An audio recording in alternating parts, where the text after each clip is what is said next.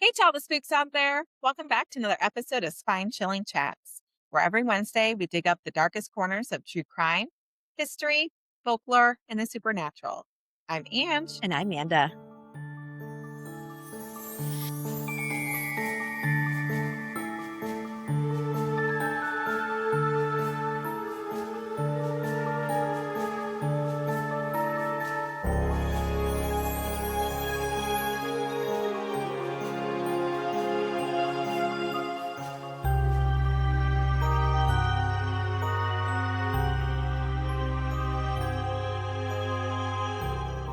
And so we are recording early.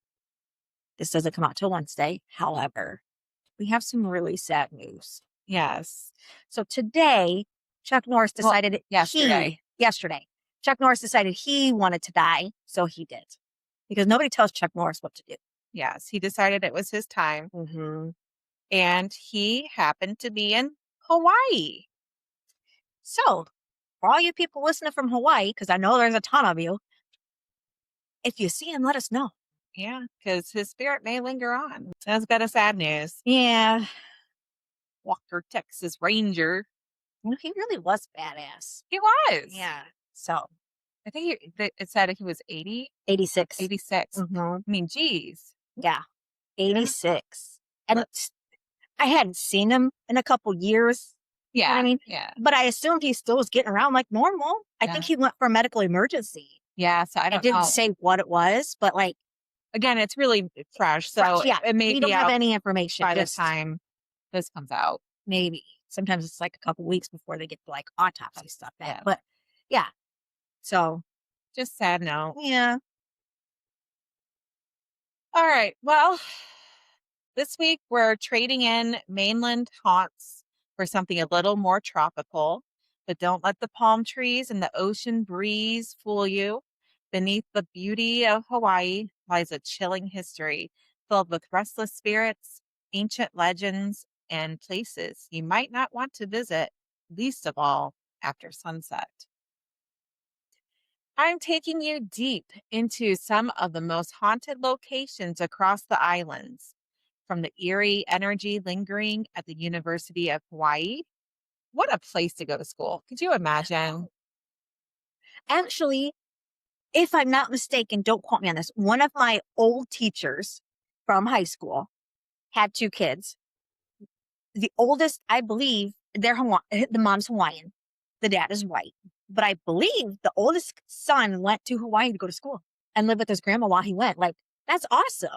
You know, Jacob Black's sister from Twilight, she went to Hawaii for school, and she ended up marrying a Samoan.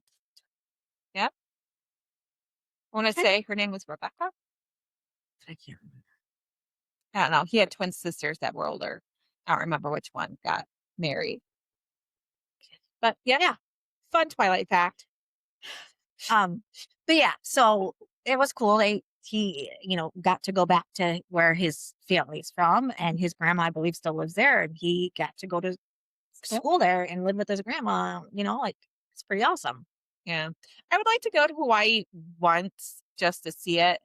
I don't think I would necessarily enjoy it because, as you can see, I'm very white and I burn especially easy. Do you think that if you were there, you would acclimate to it because you'd be every day, that eventually you just slowly tan and then just stay that way? I don't know. Like, usually during the summer, I just burn, I peel, and I'm white. And then I burn and I peel and I'm white. So it's hard to say. If you guys have experience in being pale, burning, and then being white again, and then you move somewhere warm where it's always sunny, did you tan or did you keep doing the same routine? Let us know. Also, I don't like being hot. I mean, I don't mind being warm, but I hate just being sweaty, uncomfortably sticky and hot. And I'm a more summer person than winter. I'm a more fall person. Yes, I love But fall. If I had to choose, I'm more summer than winter because I hate being cold. I hate being super, super hot and sweaty, but I'd rather be that than cold. I don't know why I'd rather be sweaty than cold, but once you're hot, at least you can cool down. But once you're cold, I feel like I can never get warm. I can always put more layers on. I can only take off But so even when I much. do that, I don't get warm. I still feel super cold. Like I have sweats, a hoodie, a long sleeve, and under blanket, and I'm still freezing, and my fireplace on. Oh, you're just weird. I know. So I'd rather be hot than cold because I can never get warm. Yeah. Mm. So besides the eerie energy lingering at the University of Hawaii, we're also going to see the abandoned and lava scarred town of Kalapana, and then feel the supernatural pull of Kona, Okay. like the ice, Yeah. and uncover even more spine tingling spots that locals whisper about, but rarely dare to explore. Okay. So I was going to say, so what I'm gathering from Hawaii, It's very supernatural. don't go out after dark. Yeah, You watch either for get the murdered by night one of three watchers. people, you got night watchers, and now whatever's happening today. Yeah. Don't go out after dark. So grab your lays, maybe a flashlight, and whatever you do, don't wander off the path. It's time for Spine Chilling Chats. Really, none of these spirits are bad. Okay. It's Okay. just I was trying to ramp up the spooky Oh, because we're talking ghosties. dang it. Yeah. Okay, still don't go out after dark. You never know. I know that those serial killers that I covered are like old or probably dead or in prison. One of them was never caught though. We don't know where that one is. But there still might be a modern day one. Well, there's still crime there because Yeah. I was trying to decide between doing ghosties, doing Pearl Harbor, or doing just a true crime case. And there was a few true crime cases of like there was a woman who was there on vacation and she was there with her family and she got run down by a car and then they raped her and murdered her. And Hell then. they arrested somebody that admitted to it, but then when they tested the DNA, it did not match. Which I don't get either. Why do people, I don't understand why you would admit to something you didn't do. Right. And so then probably over a decade later, they tested it against somebody else and it came back as him, but he already passed away in prison from something else. I mean, So good her riddance, family didn't but really get closure. closure. They didn't get Was the her family still justice. alive though? Yeah. But And he wasn't in prison for for her. that. Yeah.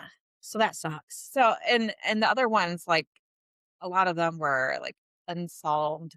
And I hate doing unsolved cases Me because too. I like having that resolution at the end. Yes. I need it. Yes. So yeah. So I went with ghosties. Long before it became the sprawling campus we know today, the University of Hawaii at Manoa began as something far more modest and perhaps far more mysterious. In 1907, the institution was established as a land grant college focused on agriculture and mechanical arts. Its creation wasn't simple, it was pushed forward by a mix of determined voices: Native Hawaiian legislators, community advocates, and influential figures from across the islands and beyond. When the bill was finally signed into law by George R. Carter, it marked the official birth of a school that would quietly take root in Honolulu. But from the very beginning, there were strange twists. The man first chosen to lead the college, J.E. Roadhouse, died before he could even arrive to take the position. His sudden passing left the school scrambling for a brief, uncertain time. Leadership fell to an interim head before a permanent president, John W. Gilmore, was appointed. Some say the university's history started with an unfinished business, a theme that would echo for decades. Classes officially began in 1908 with just 5 freshmen.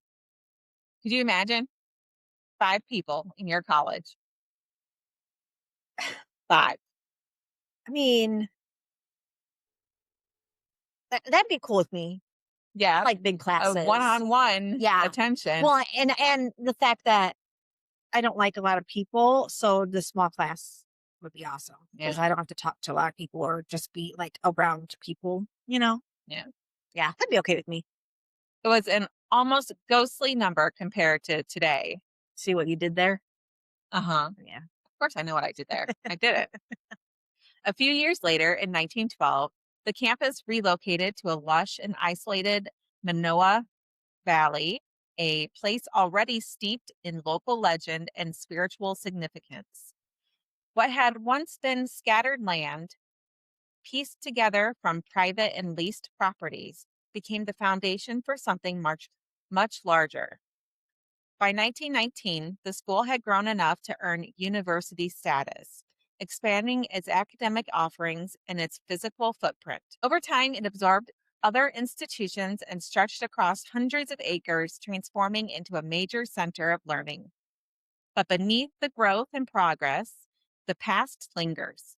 A campus built on layered land, shaped by sudden loss and rooted in a valley known for deep spiritual energy.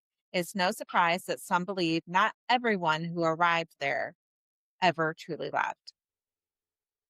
As the years crept forward, the University of Hawaii at Manoa continued to expand, its land stretching wider, its buildings multiplying.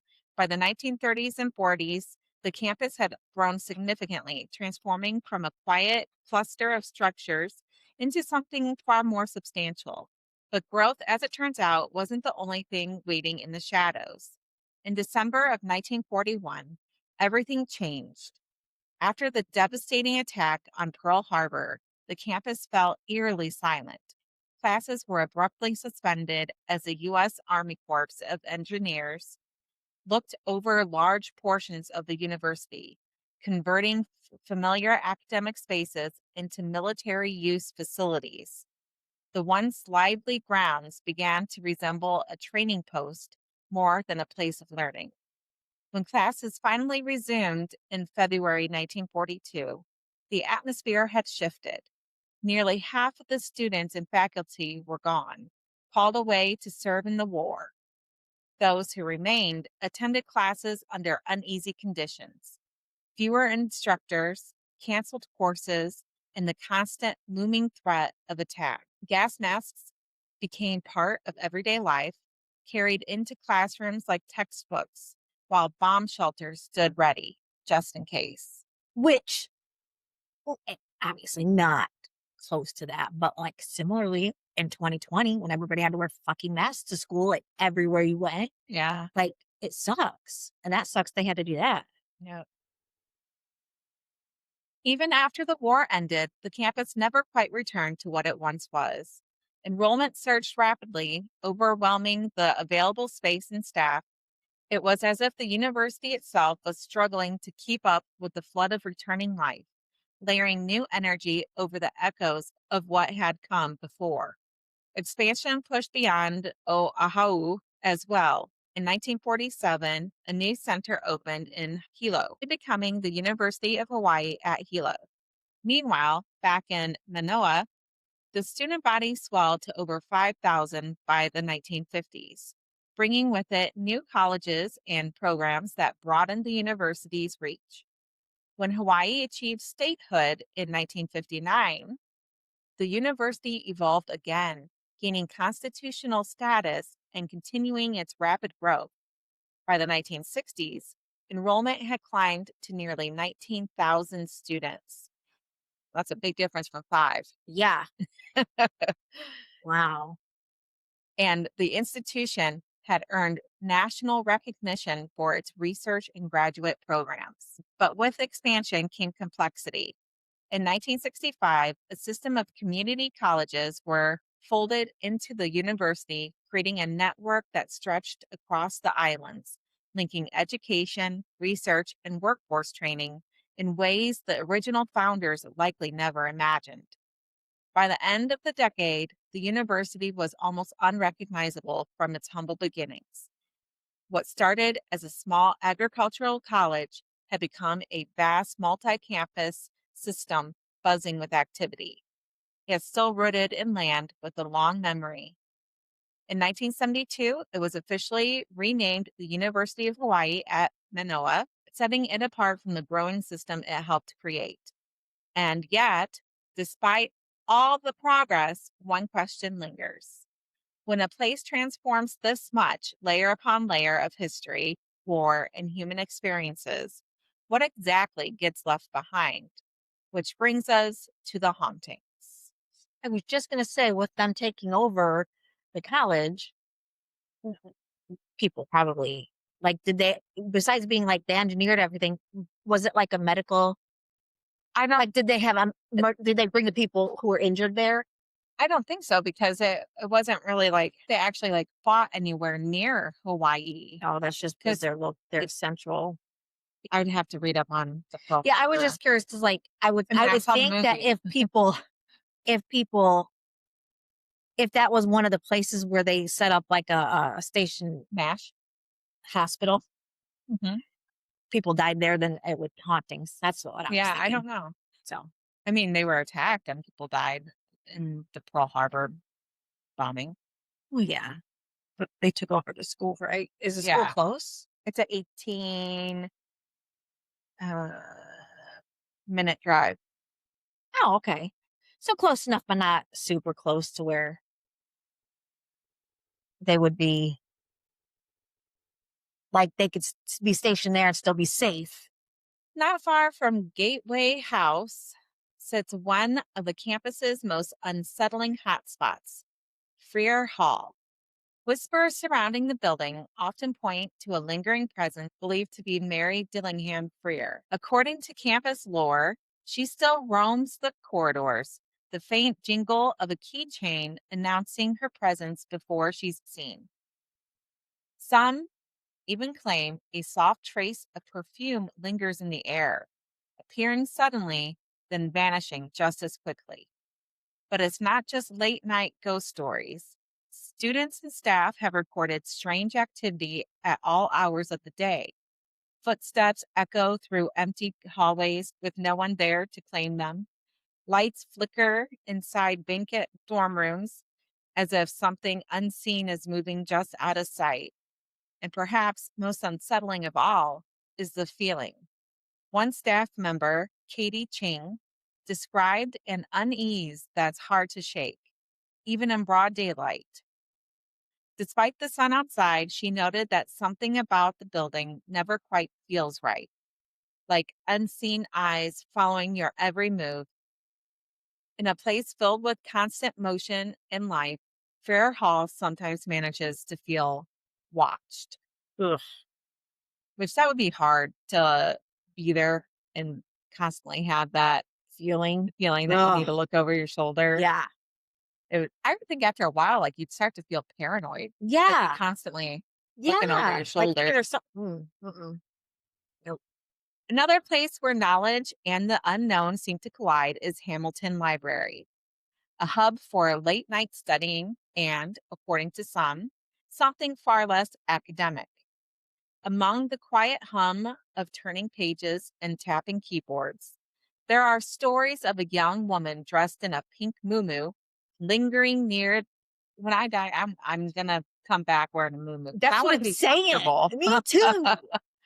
Fuck the wearing jeans in your afterlife. Right. Because if that's, I got to prepare for like I like to dress for my afterlife life. Yeah, You know what I mean? So why would I want to waste my time wearing jeans? That's why I wear leggings a lot. I yeah, want to be comfortable. Leggings and exactly. tennis shoes and t-shirts. Like, I'm preparing. I'm gonna be wearing this outfit for the rest of my afterlife. So, a young woman dressed in a pink muumuu lingering near the social sciences section on the first floor. No one seems to know who she is or why she appears, but those who claim to have seen her say she never quite interacts, just watches. Again, with the watching, Yeah. why you got to be creepy? Like, I'm okay with you being in the room. Don't just watch, but like, come talk to me. Like, Yeah. I think I would enjoy that, even though it's creepy. And like, ooh, but come talk to me. Don't just stare to watch me because that's even creepier. Yeah. Reflections in bathroom mirrors don't always look quite right. So I guess it distorts it somehow. Like when you're in the bathroom at the Your? library. Yeah. Oh, Yeah. Your reflections in the bathroom mirrors don't always look quite right. Something's off. And shadows have been known to move where no one stands. While there's no official confirmation of anything paranormal, some of the most chilling accounts come from those who know the building best, its overnight staff. Reports of strange activity seem to intensify after a violent incident occurred deep within the book stacks, leaving behind more than just shaken nerves. One of the earliest unsettling encounters came from a security guard, someone not easily rattled. On his very first patrol through the basement, something changed. He returned visibly shaken, describing an overwhelming presence that felt heavy, suffocating, wrong. Whatever he experienced down there was enough to ensure he never went back, and he wasn't the only one. A librarian later shared a similar experience while heading into the basement to return materials. Without warning, the temperature dropped sharply, the air turning unnaturally cold. Then came a sound, bare footsteps striking the floor behind him. Slowly at first, then gaining speed. The faster he moved, the closer they seemed to get. Telling himself it couldn't be real, he kept going. But whatever was behind him didn't stop. He made it out, but like others before him, he refused to return. so when you say refuse to return, I know you They don't know quit. this. They quit. I would assume so. Okay, or just refuse to go in the basement. Because I'm like, as a security guard, you can't just not patrol the basement. Yeah, That's I your mean, job. yeah. Okay, I took it as they quit. refused to Yeah. come back. They're like, nope, peace. Just a short distance away. But again, what's hard about these kind of things is there's not a lot of names. No. So it's hard to verify if these are, you know, truthful stories or something made up online. Right. You know, Yeah. they claim, but without names and being able to verify, it's hard to take it as factual. Right. Just a short distance away, Sinclair Library has its own reputation, one that seems to follow anyone who spends enough time inside. One particularly chilling account begins in the basement restroom. A student reportedly rushed out in a panic, shaken after hearing footsteps approach her stall, slow, deliberate, unmistakable. But when she looked, no one was there, not a single person. The room was completely empty. Skeptical but curious, a small group of students and a librarian decided to check it out for themselves. With someone stationed outside the door, they searched the restroom thoroughly. Nothing, no movement, no sound, no sign of anyone hiding. So they turned to leave. That's when it happened. One of the stall doors suddenly slammed shut, hard, echoing through the room.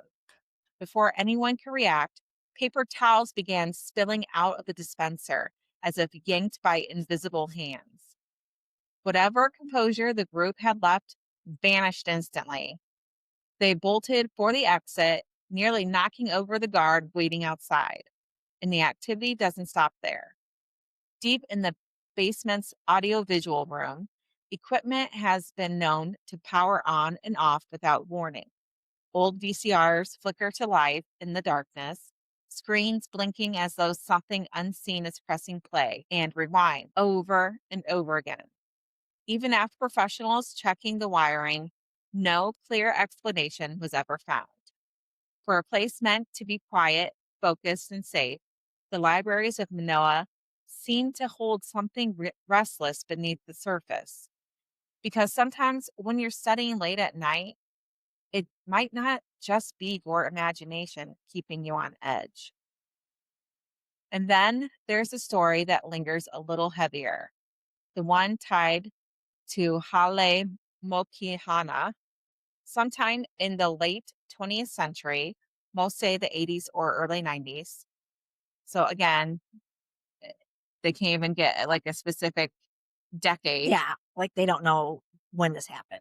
And there's no like, uh, I tried to find like newspaper clippings or something like that for this, but I couldn't find anything.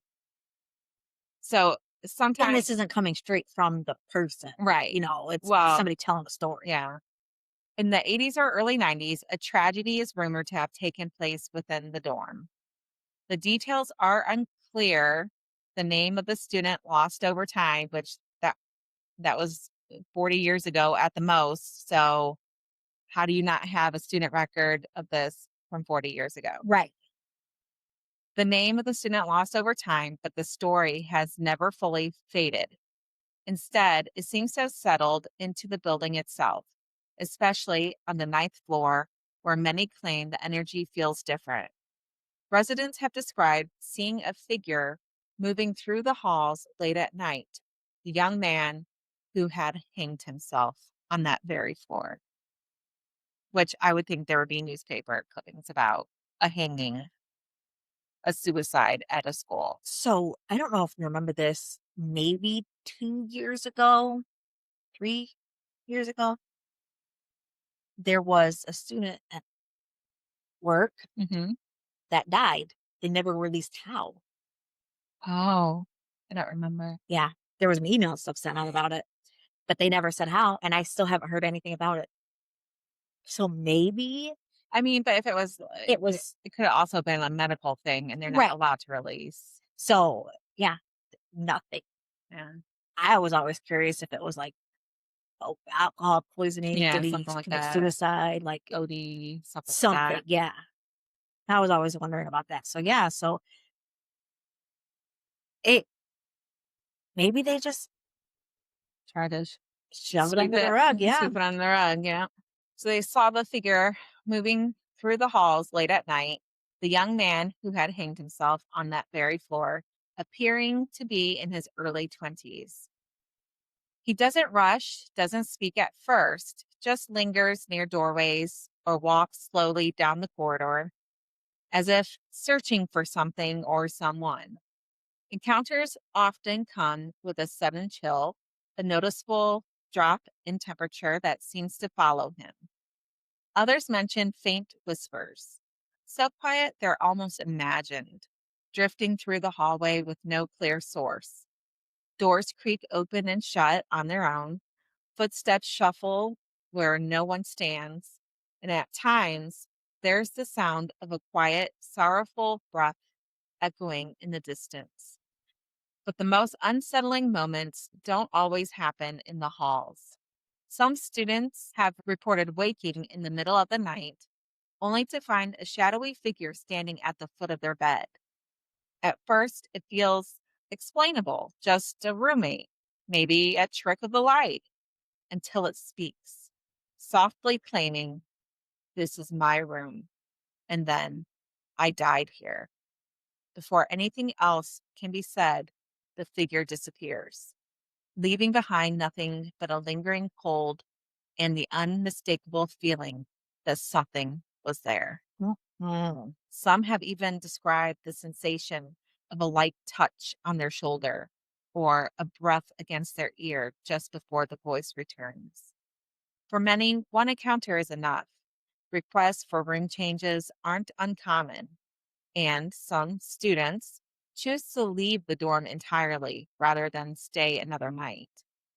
What makes the story surrounding Hale Mokihana surrounding it even more unsettling is how little is officially confirmed.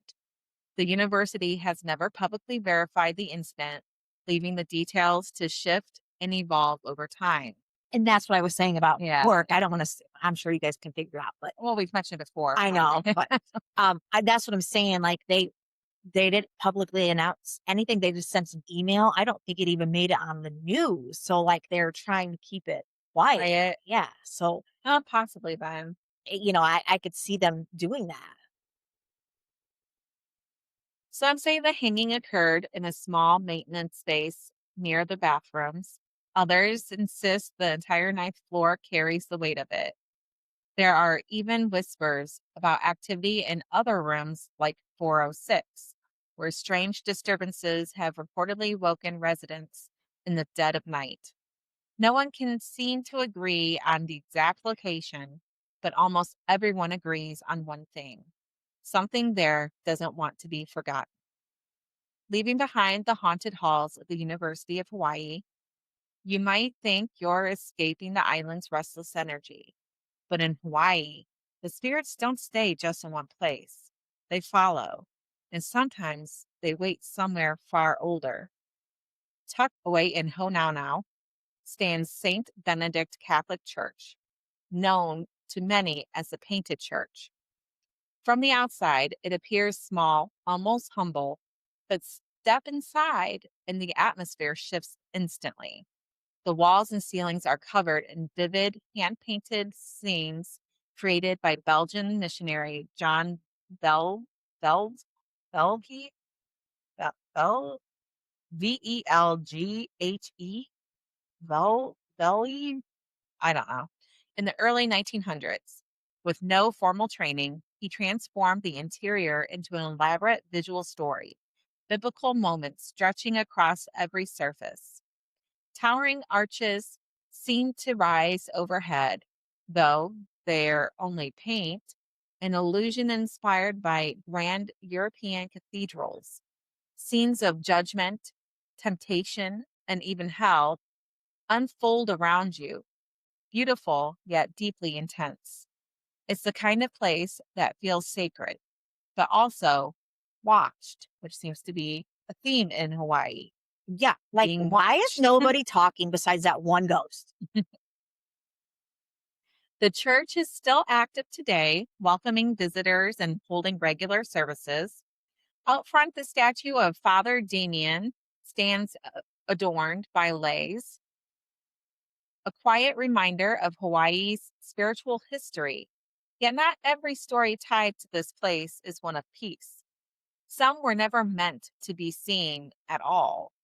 In October of 1990, a visitor named Gino developed photos from a trip to the Big Island.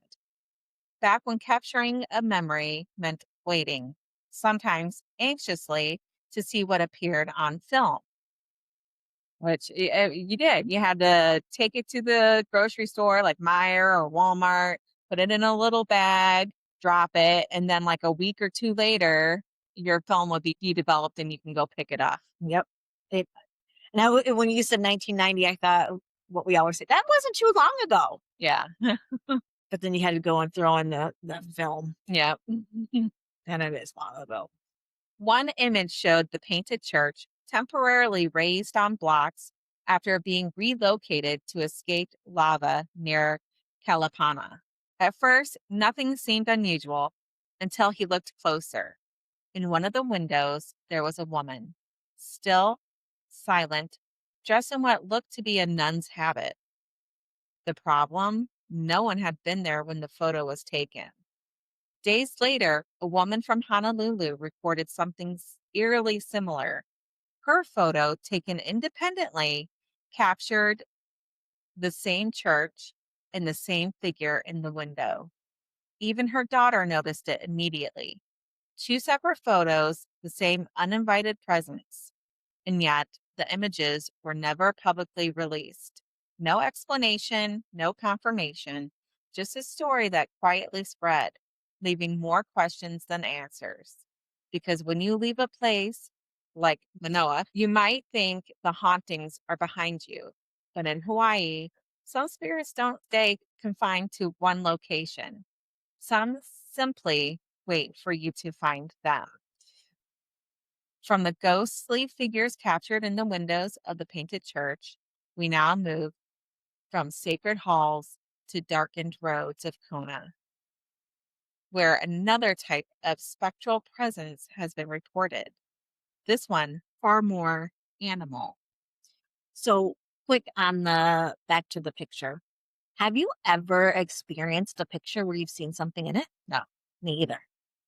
And I was always curious, but all these other people do. And it's like a normal thing. Oh, look what I found in my picture. Look at this face. I've never experienced anything. No.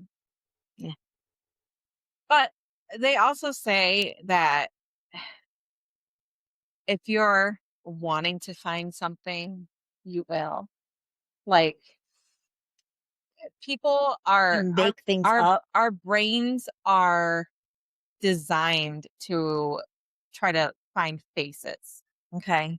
So I think if you stare hard enough At at something like you various stop, you'd pictures, be like, oh, look. yeah, There's a face. eventually you might be able to see a face. Okay. And then I didn't know that.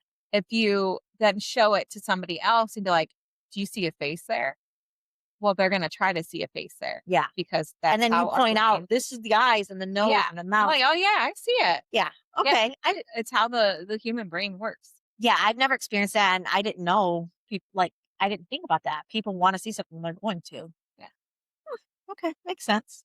On a cold October night in 1927, Miss Ho'opili, a teacher at Kunowaina School, experienced something that would haunt her memory forever.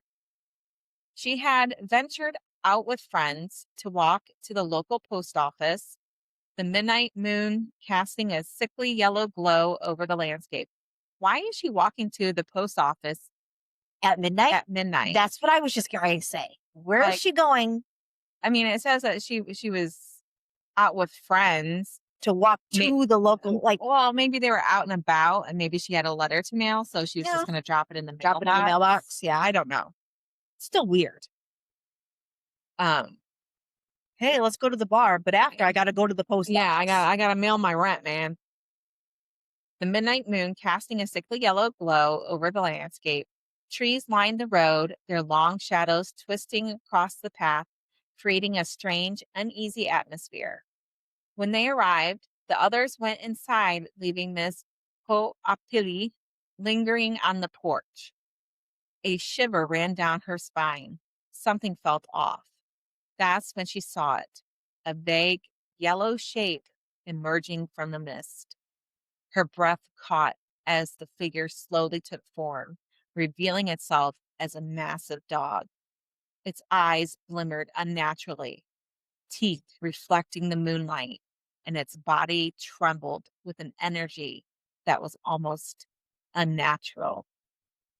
Frozen with terror, she watched as the other women stepped back onto the porch, sensing her fear. The enormous canine remained motionless, staring at them from the road. The beast was crouching as though preparing to leap. Then, as if defying gravity, the figure began to rise, floating over the coffee trees before dissolving into the night, leaving only the faint rustle of leaves in its wake. Hawaii has long carried tales of spirit dogs, some guardians, some malevolent, but this one, the ghost dog of Kona, is a reminder that not all shadows are empty. So if you find yourself walking a lonely Kona road after dark and a lone dog slips silently from the shadows, it's best to let it pass because in these islands, even the quietest night can hold a presence that's watching, waiting. From the lonely roads of Kona, we now turn to the bustling shores of Maui, where even luxury and leisure can't escape the island's restless spirits. Picture a high rise hotel plunged into darkness during a power outage, hallways silent except for the echo of your own footsteps, shadows stretching unnaturally across the walls. This was the scene of a Ka'anapali Beach Hotel in 1980, where staff and visitors reported encounters with the ghost that has since become known simply as Ka Anapali. The assistant manager admitted he had never seen a ghost himself, but he recounted a story that made even him uneasy. A night utility worker venturing into a so called dead spot in the hotel had fainted after sensing a sudden, oppressing cold and invisible presence that pressed down on him, leaving a lingering sense of dread. This was just one of the many strange happenings that became part of the hotel's nighttime rhythm. Veteran employees began to notice patterns. Certain areas seemed to attract the unseen visitor, a shadowy corner near the kitchen entrance, and a tucked away section of the former disco in the dining room. Even after renovations, the air there retained a chill, as if the building itself remembered the energy that once flowed through it, which I guess would be nice. I imagine it gets hot there. So if there's cold spots, go hang out Go hang there. out there. Go hang out Go with hang the out with the ghosts. ghosts. They're not going to talk to you, No? so you won't be bothered. Although they might just be watching you, which will bother you a little bit. But you know what? If I'm hot, Yeah. I'll go. Save them on the energy bill for air conditioning. Yep. One kitchen worker recalled feeling cold hands brushing her back while she was stacking cups, sending a shiver straight through her. Another night staffer reported the faint rhythmic beat of drums echoing in the darkness. That sounds like the night marchers. Yeah. A sound that seemed to come from nowhere, yet reverberated through the empty halls. The hauntings weren't confined to the kitchen. In the dining room, the front desk clerk once decided to play the piano, seeking a moment of calm. As he strummed a soft tune, a walkie-talkie atop the piano leapt to the floor, followed by a duffel bag with a thud. And then a chandelier crashed behind him, sending him bolting for the kitchen. A fellow worker, noticing his pale, shaken face, muttered, "You look like you've seen a ghost." Ha ha. In the Ka'anapali Beach Hotel, it seemed the ghosts don't care about status or schedules. They were drawn to the living, moving unseen through corners and corridors, reminding anyone who crossed their path that even paradise has its shadow. So I wonder what kind of music they were playing because, like, If you didn't like it. Well, it said calm, so it must have been a calm song. is it okay? So have you ever been to a hospital where they have somebody playing piano in like the lobby? Yeah, You think it's like that? probably like elevator music. Okay. Because if it's something I'm not gonna enjoy, I'm gonna be like, really, ghost? Yeah, Come on, get with the yeah. times. Well, it was the employee playing, and the ghost Oh, didn't like it, and he and then he threw. knocked this down. Yeah. Okay. All right. All right. All right. I thought it was the ghost. Like they were hearing music from the ghost. No, no, no, no, no. The Okay. ghost didn't like the employee playing the piano. I've got some experiences from Hawaii that people have submitted to Reddit. This was from 9 months ago from Moki Blue.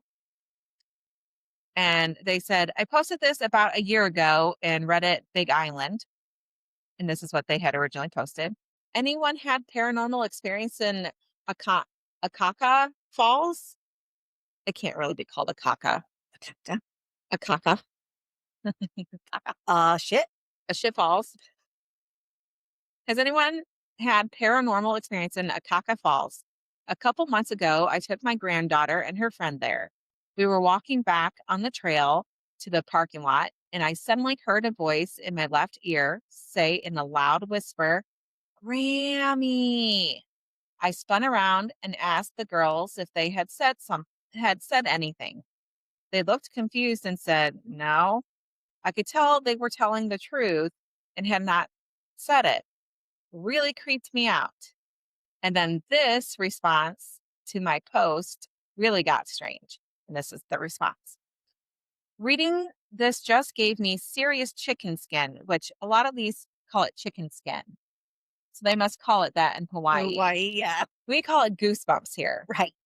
Goosebumps. Yeah. I mean, chicken skin, yeah, goosebumps. same thing. Yeah. But I just thought that was funny. Yeah. Different it is. areas have Chicken different skin. names for the same thing. Yeah. I had a very similar experience, which I have never talked about because growing up, I lived in Honomu, and our property was on the river that was fed by Akaka and Kahuna. Our house was 2 stories and sat on a cliff above a smaller waterfall. That would be beautiful. Could you don't imagine? think? And this is probably just like a random normal house. Yeah. Like you're just surrounded by paradise. Yes. The guy that built our house told us when he first got the land and was clearing it out, he found a cave by the waterfall. And the baboos, the baboos, guess that's a like mean name, calling somebody. And the baboos entered it. Sure Like the enough, dumbass. yeah. Sure enough, he found artifacts and believed it to be a burial cave. He took something. He claimed this caused him bad luck from a failed business to divorce to bankruptcy, and told us to never make this mistake he did and don't go near the cave and be more respectful than he was. Or just don't take Well, shit from it. Like, go to the cave and explore. Just don't disrupt anything. Don't steal anything. Yeah. And maybe your failed business and divorce and It's you, bankruptcy is bud. you. Yeah. I don't think that had anything to do with bad luck. I think Mm. maybe you just are bored at me and do things. He tried to return what he took. After we moved in, he ended up getting into a pretty bad motorcycle accident by Pepicchio, slid under a truck and was scalped. We believed him. No one in my family dared step foot near the river, much less the waterfall. About a year later, it was summer break. It was just my mom and I at home, and we decided to have a movie night in the living room. We had a futon couch, which led to both of us dozing off and agreeing to just have a slumber party in the living room. Her bedroom was upstairs, and mine was down the hall. I got up, turned off the TV, and laid back down next to her on the futon. We both said goodnight to each other and laughed about how we couldn't stay up for the movie. I remember the moon being kind of bright and I could make out our living room in the glow of the just turned off TV. I rolled onto my right side and hadn't even closed my eyes when I heard a voice in a very loud whisper in between my mom and I clearly say the word "Ma." It was not my mom's voice. The air on my left side instantly felt really warm with a weight to it. The room got very, very dark. My mom answered with a, "Yeah." I was too afraid to move and told her, "That wasn't me. I didn't call you." "No lie," she said. I promised her it wasn't me. She calmly got up, turned on the light, and looked terrified. She asked if I felt the air change. I did.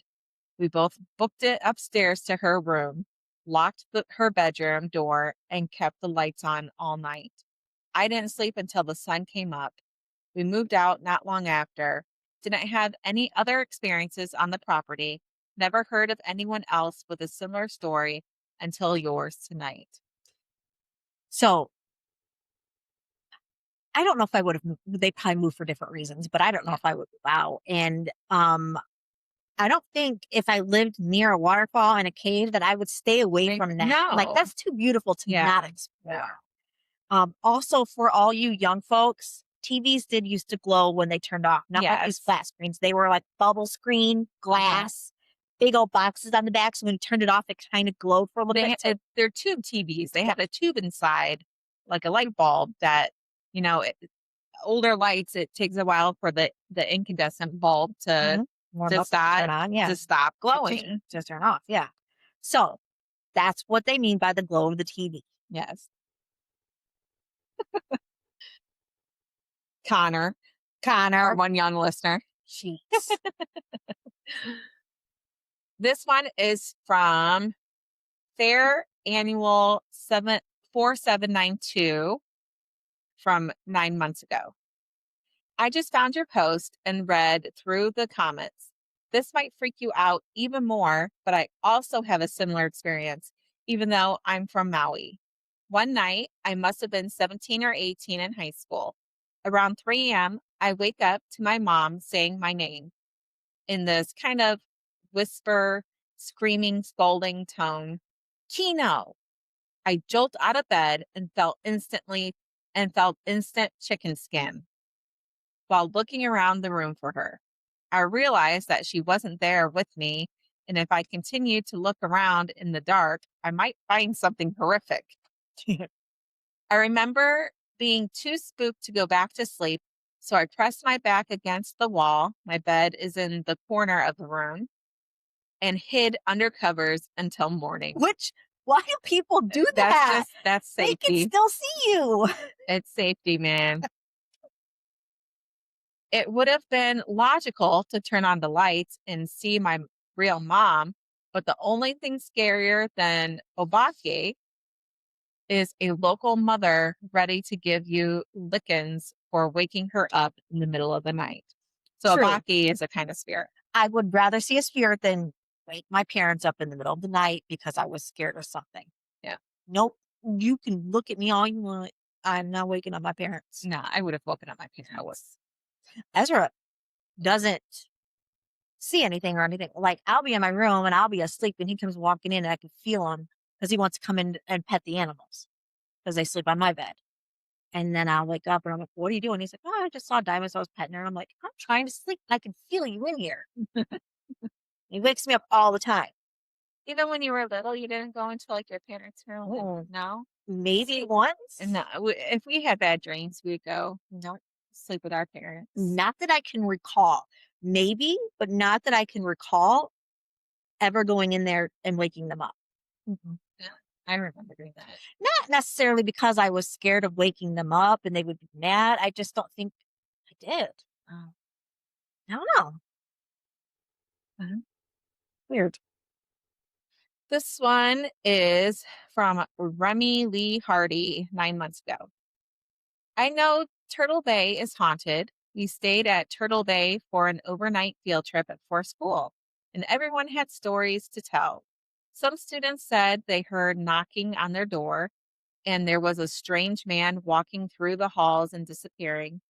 Others saw him standing in their room's balcony. Oh, I saw a lady standing at the foot of my bed, and it scared the crap out of my roommates. But for some reason, I knew her as my auntie, even though I've never seen her before in my life. So he just had a feeling that Maybe it an was ancestor? his aunt. Yeah, that's what I'm saying. Like, Yeah. even though you haven't seen her, it could be like a great, great, great, great, great aunt. Something. So I think if it was something like that, like a past relative I've never met, seeing them, thinking, having that connection, just feeling that connection, I think I would be okay. Don't think I'd be scared. Well, I apparently have 3 ancestors behind me. Yeah. Do you feel? I don't feel, I don't feel I shit. know. I'm closed. I'm a closed. One of these days. One of these days. What I need, maybe I need to be like hypnotized. I wonder if that would work on me. Have you ever been hypnotized or No. tried to be? No. We had a hypnotist come in for like our senior, you know how you go after you graduate, then you do your senior Trip? not trip.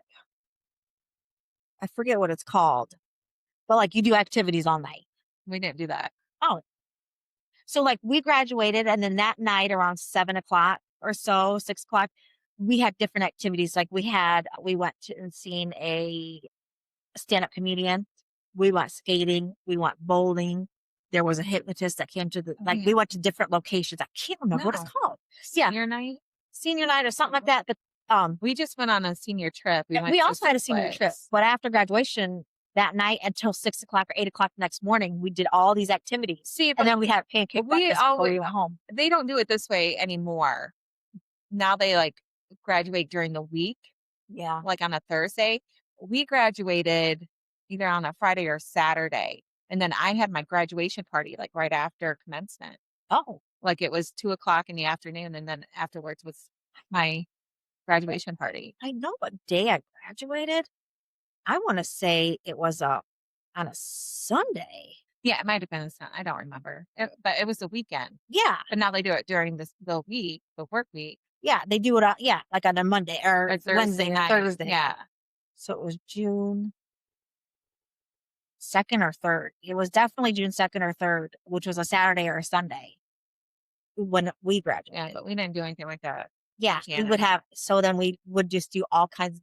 The parents would plan activities for the whole night and then end at the fire station with pancake breakfast. But we also had a senior trip. We went to Cedar Point. So, Oh. yeah. Brandywine sounds cooler than Buchanan. I don't know what they do now. I don't know if they do those. Ezra had that. Ezra had that after graduation. They had graduation, let's say, was at like 2:00. They had me back at the school by 4:00, ready to go. And they give you a list of things to bring. Like we had to bring a backpack, a handkerchief, sunglasses, and you would pack this little bag. But Ezra had that too, where they went to different locations. Like they went to like, I don't know. And that's Niles. And that was just in 2023. I wonder if Buchanan, maybe I just didn't do it because I was like, peace out, Buchanan. See you later. See ya. Yeah, they had activities where they didn't get home till I think 6 a.m. Huh. Yeah. Huh. Now I feel like I had missed out. Like they had a campfire somewhere. They had like a little dance. They had like this whole taco bar. They went to like a not like a mega play, but like a Arcade area. yeah, and where there was different like laser tag and things like that. Yeah, like they had all kinds of. Well, shit. I forget what it's called. I have to think about what it's called. We're trying to plan our 20th reunion this year. Our student body president, who usually handles all that, she stepped away. She doesn't want to be in charge of it. Okay. So there's one classmate that's trying to figure everything out so we can have a reunion. I wonder if that might be an option to just like meet up and go to like a laser tag or something like that. I can't recall because I have never been to one of my reunions, but I think one year our reunion was at like Jay's. Well, I think we did that. I think for I our love Jay's. first Don't one. get me wrong. I just, I think they did that for our 5-year, which I didn't go to. And then our 10-year they had at the American Legion in Buchanan, which I didn't go to. But this is the 20th, and I want to go to this one. I didn't go to my 20th, but I just got a notification for our 25th. And I was like, maybe I should go to that. Yeah. I don't know. We'll see what they come up with. Yeah. So she's trying to plan something.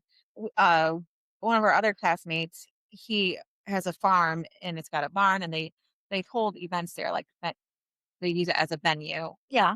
And he offered it to us, and I think that would be the best bet for us. And he said, someone provides like a pork shoulder, well, and he'll it's smoke summertime, it for so, us. Yeah.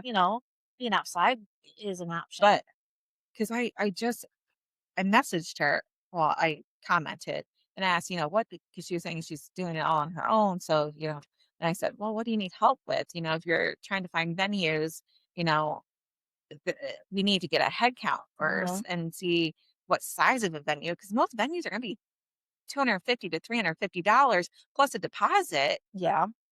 So if it's only going to be a handful of people, it'd be better to just like meet at a restaurant for dinner or drinks or something like that.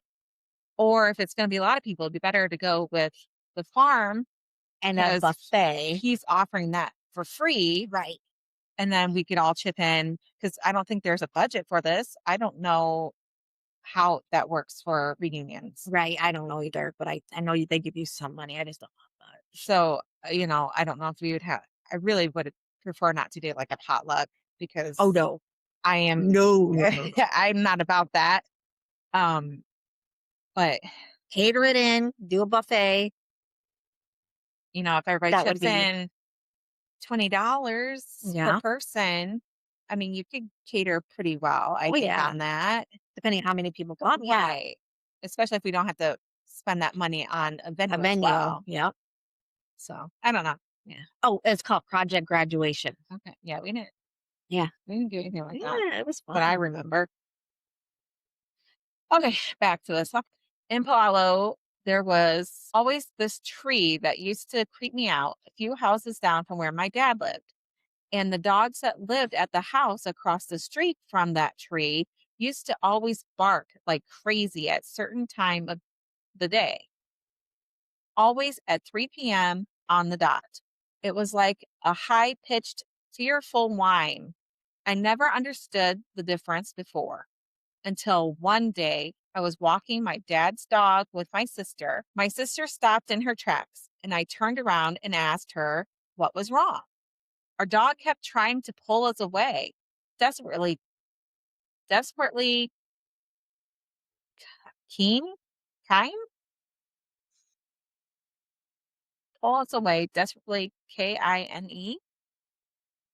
I think they mistyped there. I don't know what that's supposed to be. She said, "Don't move. Something's prickly at my neck." Right after she said that, a massive and freezing cold gust of wind just hit me. It felt like a wall, and all of a sudden, the neighbor's dog started doing that high pitched whining.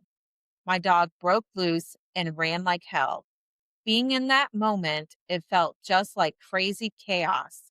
It felt like we were surrounded. I could hear talking like we were in a crowded hall, and then all of a sudden, it was dead silent. No winds, no talking, no dogs whining. It was dead quiet. When I asked my dad about it, he said a man hung himself at the tree. It was so weird because at that tree was where my mom's car just shut down when she came to pick us up prior. At that house, we used to see a line of torch lights walking down the mountains. I just never liked that house. That was the night walk marchers. Yeah, well, that, and I wonder if the dude or person hung themselves at 3 o'clock. Yeah, I wonder. Kamuki area is similar. For some reason, I'd always freak out in one specific street, so my parents knew never to drive down that street. Then I found out later about that haunted house in Kamuki, Kamuki, the same street that used to freak me out. I don't know what it is, but that house is just something different than the rest of the island. There was another time my dad took us to Polly. I forgot why we were there, but I remember there was a girl. She looked so white. It was me. I was visiting. Was like her skin was glowing. Yeah, it's Yep. describing Especially Anne. my legs. And I remember she was wet from head to toe, long black hair, and it was dripping wet, covering most of her face. I was Sounds during like, your gothic phase. yeah, sounds like from the ring. Oh yeah. For some reason, I felt drawn to her. Ooh. Even though I was creeped out, it was like I couldn't look away as I was walking towards her, like my feet was moving on its own, on their own. My dad was distracted with my brothers and my uncle, so he didn't notice I was gone. And I kept hearing drums in my ear. Like every step I took was a drum beat. When I got closer to her, her eyes widened and she opened her mouth. I noticed her lips were black and had black goo coming out of her mouth. That's when I started choking. I felt like all oxygen disappeared and I was trying to gasp for air, but there was no air to breathe. Then I felt my dad yank me so hard by my arm and he was yelling at me like for wandering off by myself. And when he yanked me, was like he jolted my whole body and I was able to breathe again. And I was just coughing. I started crying, talking about the girl. My dad didn't believe me. Don't know why a girl was soaked from head to toe in Polly. Another time near the North Shore, my mom found me and my brother in the river beneath the surface. She noticed me and my brother missing. She jumped into the river and she just went feeling along the bottom. Water was murky. She was able to find me and my brother. She asked us why we were even close to the river. My brother said we were following the other kids and that they were walking on the water. So we followed and drowned. Okay. This seems like a bunch of bullshit. Yeah. You know what I mean? Like he's got Yeah. all these stories that he was drowning. And His mom was choking. Yeah. okay. Another time in Chinaman's Hat, We went walking down the beach. Me and my siblings, my dad and my uncles.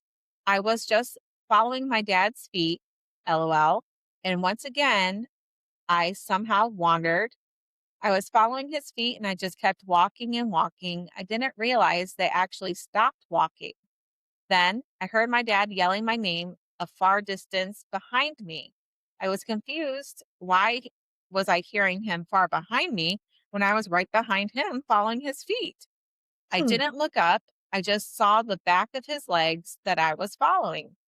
I remember it was him. The surf shorts he was wearing, his slippers, okay, slippers, Slippers. and specifically his tattoos on his legs. That's what I was following. I turned around when I wonder if that's what they call flip flops. Oh, Slippers. maybe. I saw him running towards me, and my uncles and siblings were standing there staring towards me. I was confused because how can my dad be running towards me when he was standing right in front of me? I was following his feet, walking ahead of me. When I turned around, there was nobody there. But what creeped my dad out was that you could see two sets of footprints in the sand. That's Jesus. He was walking with He's you. walking beside you. Duh. And they both stopped right where I was standing. Didn't you ever see that poster? Yeah. You couldn't see the other footprints leading anywhere. It just stopped. These are just some of the stories. My dad talked to my grandma about it, and she said it was mischievous spirits trying to lure me and my siblings to their world. She said our family has history of seeing things, and with that comes mischievous spirits trying to lure us away. They've always looked real, like you and me, not see through. When I lived mainland a few years for college, everything stopped. It started back up when I came back to Hawaii, but I'm just used to it by now. It's the energy of the land, of the islands. I Called bullshit. I don't know. This one's from Sky Necessary 5 years ago. Back in the 90s, sometime between 95 or 96, I was about 12 years old. My mom worked evenings at a hospital, so I was kind of a latchkey kid and would gallivant around. Anyway, in Wapahu, I was 12 in 95. let's see, 93, I was 6, 94, I was 7, 95, I was 8, so I was 8 or 9. And a lot of people talk about these latchkey kids. I've never heard that before in my life. I've heard latchkey kids. I mean, I have recently. Oh, no. Like within the last year, I just learned about it. No. Like, latchkey kids that pretty much grew up on their own because their parents worked. yeah, I was, but I didn't know that was a term. Yeah.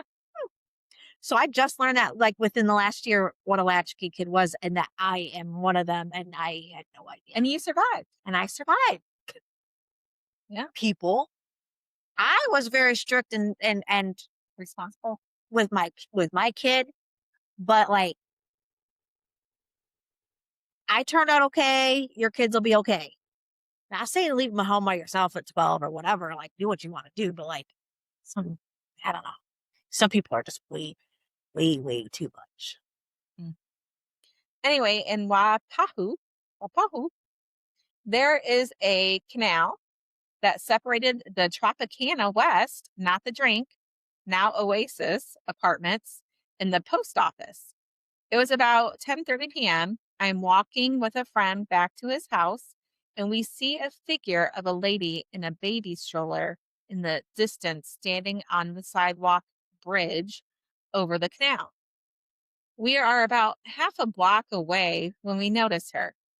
We were naughty, so I remember making jokes about the lady being a prostitute because she was the only person standing on the sidewalk in the middle of the night. As we get closer, we notice there is no stroller. And as we walk past the lady, she had no face. It was just a white, opaque face, and it appeared The stroller was in the canal and we could hear a baby crying. We ran across the street and all the way back to my friend's house. Shortly after we got to his house, the deadbolt to the door kept unlocking on its own. The pilot to the stove oven started clicking on its own. The phone rang several times and just stopped. No one else was awake in the house except for us, and we were spooked. This was before cell phones, so I had no way to call my mom to come get me. So I just kept, you couldn't use their phone? That's what I was thinking. You didn't have a phone. You couldn't use their phone to call your mom. Like, the phone will stop ringing if you pick it up. And I'm sure maybe your mom was trying to get a hold of you Yeah. and you didn't answer it. You just let it ring and then you thought it was a ghost. Well, I'd be late for her to be called 10:30 is when they're out. Why were you out walking at 10:30? So I just kept peeking out the window for the next hour, waiting for her to arrive. So why was she arriving at 10:30? At 11:30 now. Yeah. Your story's not adding up Here. when my mom, maybe he was just there while she was at work Yeah, maybe. and then she picks them up. I tried telling her what I saw, but she disregarded everything I said. And as we drove back past the canal, no one was there. So, of course, she thought I was exaggerating. That same friend's house had a family portrait that they took in the living room with the window to the living room behind them. In the picture, you could see the bulb flash and what appears to be a Grim Reaper looking figure with its arm around the shoulder of one of his uncles. I was told that his uncle passed away the next day after the picture was taken from unexplained causes, and no one knew why or how he passed. Only after the photo was developed and they saw the Grim Reaper figure in the picture did they think there was some kind of omen. We thought that maybe the ominous figure was the reflection of the photographer. That seems more logical, as it would be in the same location as the flash in the window. But you can clearly see the reflection of who took the photo and then the Grim Reaper figure. It looked as if the Grim Reaper figure was on the outside of the window. I don't know if the incident with the white lady and the doors unlocking and locking on us had anything to do with the house or something following us, but their house was not far from the canal, and it is said that part of Wapahu, uh, Hanaway, which is Harborview, was ancient burial grounds for Hawaiians.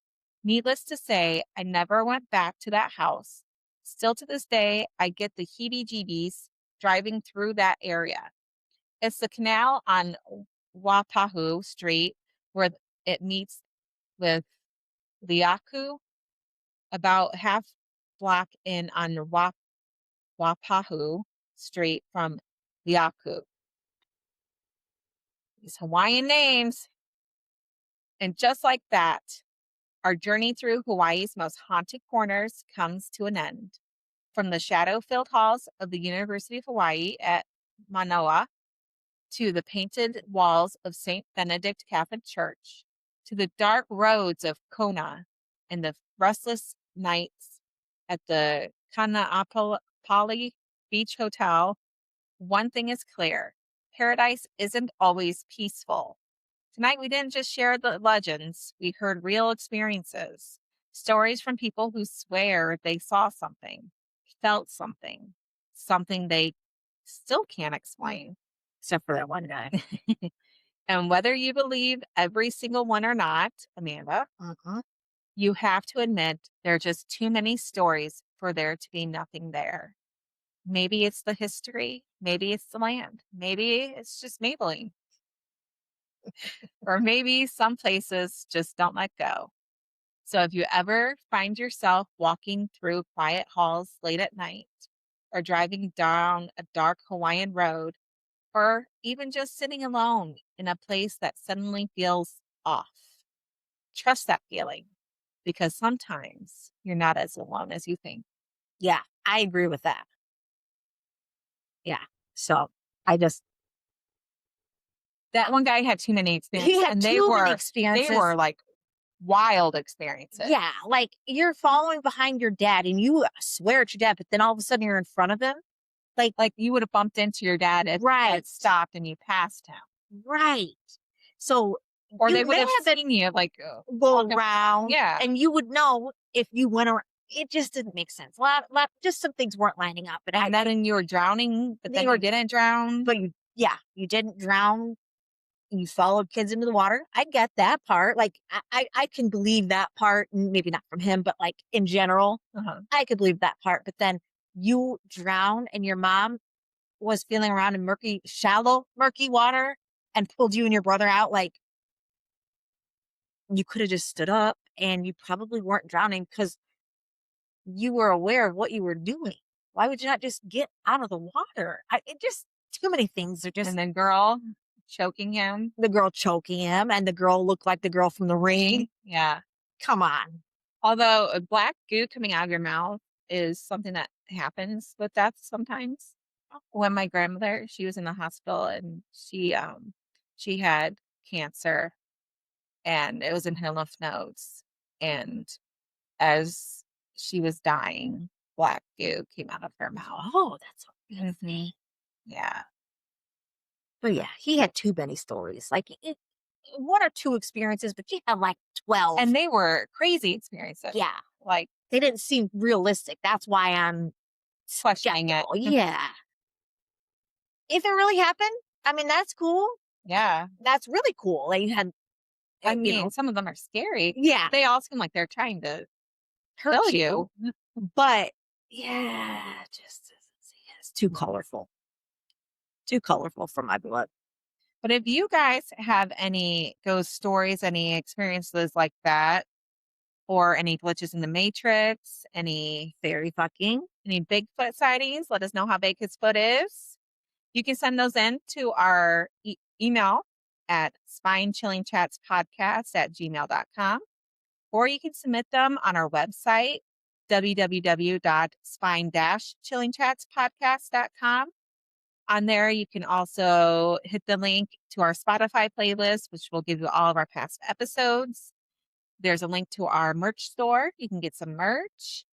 Buy some merch. Thank you, Ken and Catherine, for buying our spring line t-shirts. We're getting your shirts too. Some magnets. Yeah, we really appreciate you supporting us. Yes, thank you. And we will return the favor and get some Feast and Haunted Mansion merch. Yep.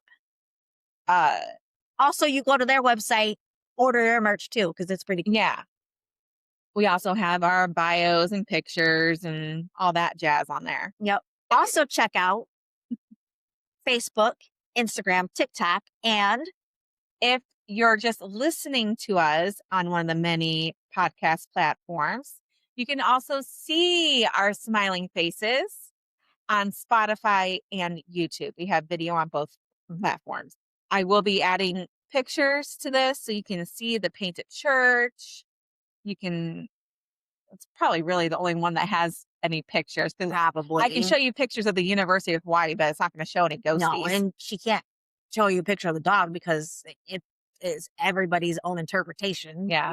So but I'll post some of the painted church pictures. She puts in snarky comments. Yeah. She puts in corrections. Yeah. Things like that. So it's cool to check out. Well, we hope you enjoyed this. We hope you come back. And most of all, we hope you keep it spooky.